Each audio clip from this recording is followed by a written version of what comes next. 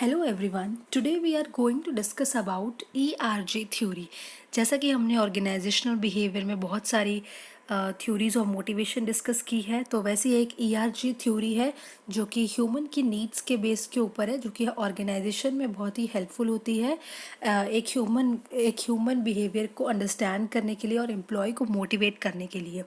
तो ये थ्योरी क्या है, ऐसे हम डिटेल में डिस्कस करते हैं। So let's discuss this theory in detail. ERG theory basically was proposed by Clayton P Alderfer in 1969। यानी कि ये थ्योरी 1969 में आई थी। और किसने इस थ्योरी को प्रपोज किया था? क्लेटन पी एल्डरफर जो है, उन्होंने इस थ्योरी को प्रपोज किया था। The model was developed in his book human needs in organizational setting. यानी कि ये मॉडल उनकी बुक में human needs in organizational settings की जो बुक थी उसमें उन्होंने इसको डिस्कस किया था, जिसका नाम था E for existence, R for relatedness and G for growth. यानी कि ERG stands for existence, relatedness and growth. तो ये मॉडल उन्होंने अपनी बुक में human needs in organizational settings में डिस्कस किया था। The ERG theory talks about three levels of needs and is based on Maslow's needs hierarchy, which proposes 5 levels of needs. यानी कि ERG theory जो है वो किसके बारे में बात करती है? 3 levels of needs, यानी कि 3 तरीके की नीड्स के बारे में बात करती है। लेकिन ये थ्योरी बेस्ड है मैस्लो की नीड्स की हायरार्की के ऊपर। यानी कि जो हम मैस्लो हायरार्की नीड्स जो हमने पढ़ी थी, जिसके 5 लेवल्स होते हैं, उस थ्योरी के बेस पे है ये उसकी 3 नीड्स ERG की। तो चलिए आगे डिस्कस करते हैं। तो ये है मैस्लो की जो 5 नीड्स है, हमने जो है वो मैस्लो हायरार्की थ्योरी में डिस्कस किया था। तो जिसमें 5 नीड्स आती है: physiological needs, safety needs, social needs, esteem needs and self actualization. तो ये जो 5 तरीके की नीड्स है, इसी के बेस पर जो है वो ERG थ्योरी जो है वो गिवन दी गई है। तो ERG थ्योरी बेसिकली क्या है, इसमें जो हमारी पहली 2 नीड्स हैं मैस्लो की, फिजियोलॉजी एंड सेफ्टी नीड्स, यानी ये दोनों नीड्स है एग्जिस्टेंट नीड्स के अंदर आती है।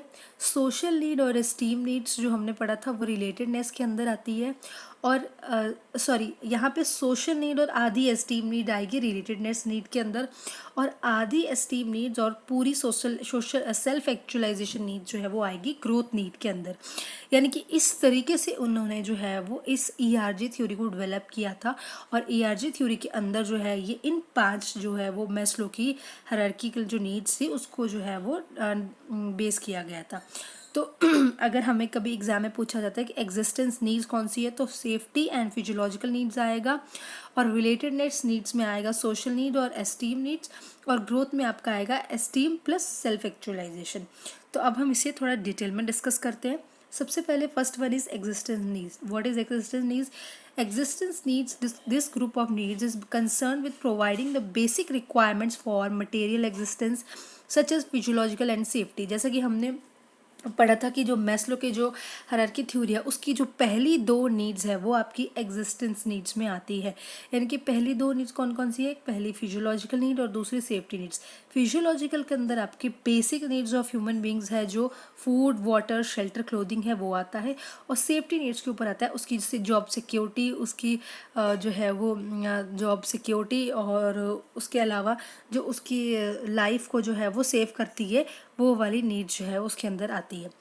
In a work context this need is satisfied by money earned in a job for survival and other existential requirements.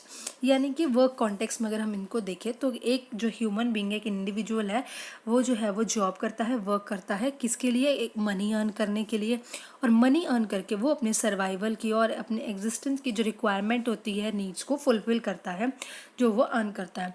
तो एग्जिस्टेंस नीड यानी कि जो हमें एग्जिस्ट करने में जो है नीड्स जो है वो हमें हेल्प करती है। यानी कि हमें एग्जिस्ट रहने के लिए जो हमारी नीड्स है उसको पूरा करना जो है वो नीड्स है हमारी, यानी कि फिजियोलॉजिकल और सेफ्टी नीड्स। यानी कि खाना पीना, रहना, घर, और हमारी जॉब की सिक्योरिटी, हमारी जो है वो अर्निंग जो है वो आ रही है, वो परमानेंट उसका सोर्स होना चाहिए, और जो है वो हमारी लाइफ की जो बेसिक नीड्स है वो सेटिस्फाई होना ज़रूरी है। तो ये एग्जिस्टेंस नीड्स है। तो चलिए अब दूसरा हम करते हैं रिलेटेडनेस नीड्स। ये जो है दूसरी नीड है ERG थ्योरी की। रिलेटेडनेस नीड्स क्या है? It includes social needs and half of the esteem need of the Maslow theory. यानी कि जो उसके बाद तीसरी नीड आती है मैस्लो थ्योरी के अंदर, वो है सोशल नीड। तो ये सोशल नीड कवर करता है और आधी एस्टीम नीड्स को कवर करता है रिलेटेडनेस नीड्स। यानी कि सोशल नीड्स में आपकी जो है वो आपकी सोसाइटिकल नीड्स होती है, आपकी फैमिली, फ्रेंड्स, आपके कोवर्कर्स। और एस्टीम में आपकी रिस्पेक्ट, रिकग्निशन, जॉब को लेकर आपकी जो भी डिज़ायर्स है वो फुलफिल करना, वो वाली नीड्स आपकी रिलेटेडनेस नीड्स में आ जाएंगी। This group of needs focuses on the desire to establish and maintain interpersonal relationship with family, friends, coworkers and employees. यानी कि आपका सोशल नीड में यही सब चीज़ें आ जाती है। आपकी फ्रेंड्स के साथ आपका रिलेशनशिप कैसे, फैमिली के साथ अपनी रिलेशनशिप मेंटेन करना, अपने कॉलीग्स के साथ, एम्प्लॉयर्स के साथ। तो ये आपके जो है वो इंसान के सोशल नीड्स जो है वो होती है, अराइज होती है after safety needs. And then this needs also includes the need for interaction with other people, receive public recognition and feel secure around people.